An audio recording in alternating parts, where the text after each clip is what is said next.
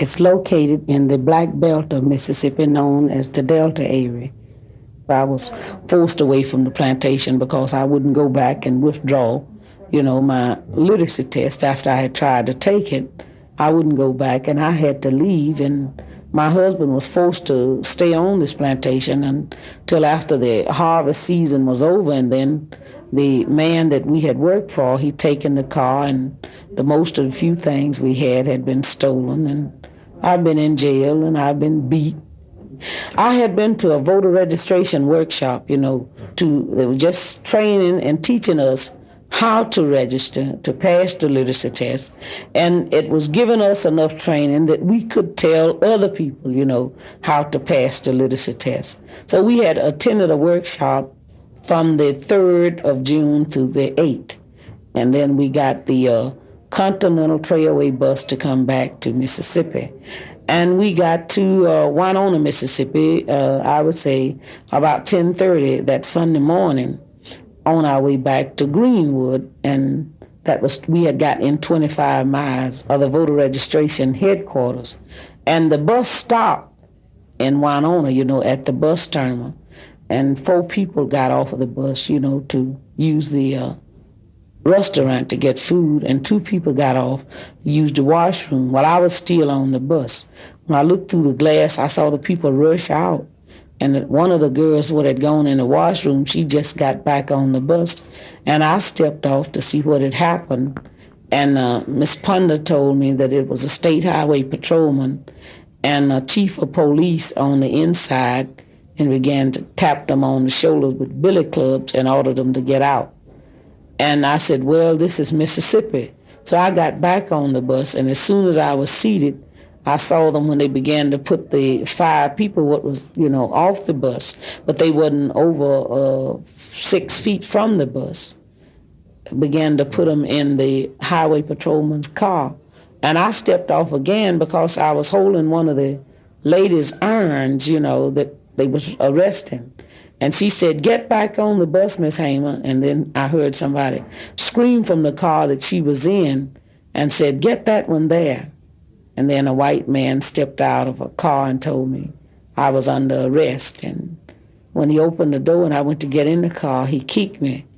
And they carried me on down to the county jail where the other highway patrolman had carried the other 5. And they, when I walked in with the 2 white men that had carried me down, and they cursed me all the way down. They would ask me questions, and when I would try to answer, they would tell me to hush. And when I walked inside of the booking room, one of the policemen went over and jumped up on one of the Negroes' feet that was with us, and then they just began to, put us in cells. And I was put in a cell with Miss Yvesta Simpson. And after I was put in this cell, I could just hear some horrible screams and horrible sounds, of licks. And I saw one of the girls was 15 years old, was with us. And she passed my cell, and she was real bloody. And then they asked the little man that cleaned up the jail to go inside and mop up that blood. And then I heard some more screaming, and I heard some awful sounds. And I would hear somebody when they say, can't you say yes, sir, nigger? Can't you say yes, sir? And they would call her names that I wouldn't want to go on tape. And she said, yes, I can say yes, sir. So I said. And she said, I don't know you well enough. And I would hear when she would hit the floor again. And finally she began to pray. And she asked God to have mercy on these people because they didn't know what they was doing. And after a while, they passed my cell door with this young woman, Miss Annelle Ponder, and one of her eyes looked like blood, and her hair was standing up on her head, and her clothes had been torn from the shoulder down to the waist. And then 3 white men came to my cell, and one of them was a state highway patrolman because he was wearing a little silver plate across his pocket that said John L. Bassinger. And he asked me where I was from, and I told him I was from Rouville. And he said, I'm going to check that. And he went out, and I guess he called Rouville. And they didn't like me in Rouville because I worked with voter registration there. And when he came back, he said, You damn right. They said, you're from Ruville, all right, and we gonna make you wish you was dead. And they led me out of that cell into another cell, and he gave a Negro prisoner a blackjack, and he ordered me to lay down on a bunk bed. And a Negro prisoner said, do you want me to beat her with this, sir? And he said, you're damn right, because if you don't, you know what I'll do for you. And I laid down on the bunk like he ordered me to do. And the first Negro beat me. He beat me until he was exhausted.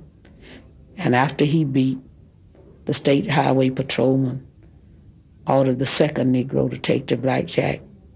And during the time he was beating, I began to work my feet because that was a horrible experience. And the state highway patrolman ordered the first Negro that had beat to sit on my feet while the second one beat. And I just began to scream where I couldn't control it. And then the white man got up and began to beat me in my head. I have a blood clot now in the artery to the left thigh and a permanent kidney injury on the right side from that beating. These are the things that we go through in the state of Mississippi, just trying to be treated like a human being. But still, this is called a part of America. The Justice Department brought a suit against these 5 law officials from Mississippi. And they had their trial in Oxford. And they had every evidence in the world, if it ever was going to be any people convicted. Because we had flew to Washington, D.C., and had the pictures made, and they have the pictures today of what happened to us in that jail. The bus driver, they even had the waitresses from Winona at the bus terminal that said we hadn't done anything. We hadn't done no demonstration. The Negroes that they forced to beat me, they came and they told the truth. They told how these white men had made them drink corn whiskey before they did beat us because they figured, you know, if they didn't have something in them, that they might not do it. They told all of that, and nothing have been done. Those same men, I guess, are still wearing their guns. They are very powerful in the state of Mississippi. But some of the people, I think, is beginning to get where now they just don't care. They are beginning to see if they try to do anything for themselves, well, they'll be killed anyway, because it's nowhere that I would call myself going in the state of Mississippi to be protected by a police official, because they are worse than a savage. As you know, the 3 civil rights workers that was murdered in Mississippi, they said their civil rights hadn't been violated, but they are dead. In fact, the same men, Rainey and Price, was assisting the people across the street when they was having memorial service this year for Cheney, Goodman, and Michael Schroner. And Michael Schroner was a Jewish person, but he was one of the greatest men I ever met. I knew him very well, and his wife, Rita. And you know, I couldn't have went there for a memorial service and let these same 2 police officials guard me across the street. I wouldn't have been low enough to low their death to go across the street, let them guard me across the street. When if it hadn't been for them, they wouldn't have been dead. The way I got involved in the Freedom Democrat Party is we tried to get in the regular Democrat Party. We tried from the precinct level up to the county and from the county to the state. I remember when we tried to attend the precinct meeting at the little polling place in Roosevelt. It was 8 of us, 8 Negroes went up to visit the precinct meeting, and the door was locked and we couldn't get in.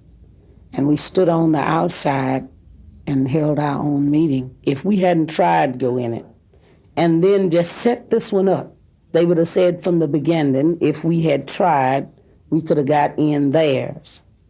We elected our chairman and our secretary, our delegates and our alternates, and we passed the law to resolution. The 24th of April in 1964, we organized at the Masonic Temple in Jackson, Mississippi, the Mississippi Freedom Democrat Party. And then the 24th of August in 1964. We went to the National Convention in Atlantic City, New Jersey, to challenge the seating of the regular delegation from Mississippi. We got quite an education in seeing what the whole Democrat Party of this country was like. In fact, I cried. I don't know would I really been involved in politics now if I had known it was like it is. We was offered 2 votes at large as a compromise in the convention, but after 100 years, we wouldn't accept a compromise because it didn't mean anything to 63,000 people at that time was registered with the Freedom Democrat Party, so we didn't compromise. So again, in January, beginning the 4th of January, the 3 candidates from the Freedom Democrat Party, Mrs. Gray, Mrs. Devine, and I went up before the door of the House of Representatives to contest the seating of the 5 representatives from Mississippi. And we was turned away, and we wasn't allowed to even go in to have, to contest their seating. We didn't go there to be seated because we knew from the beginning that we wouldn't be seated, but we wanted to explain our side, whereas in a state that 42% of the people can't register, they wasn't representing us. And I think it's time now for somebody to be in Congress that's going to represent the people of Mississippi. And we wasn't allowed to go inside, but that didn't stop the challenge. We did have that day 149 congressmen that stood up against these people being seated.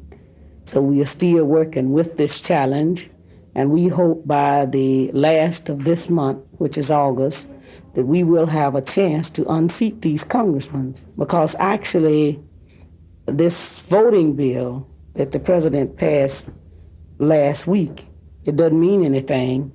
And I'm not looking for a voting bill in 1965 when they are not enforcing the voting bill and our voting rights with the 15th Amendment, which guaranteed us the same rights to vote from the 15th Amendment in 1870. And at that time, 1870, Mississippi was readmitted back to the Union because they promised at that time that they wouldn't do anything to disenfranchise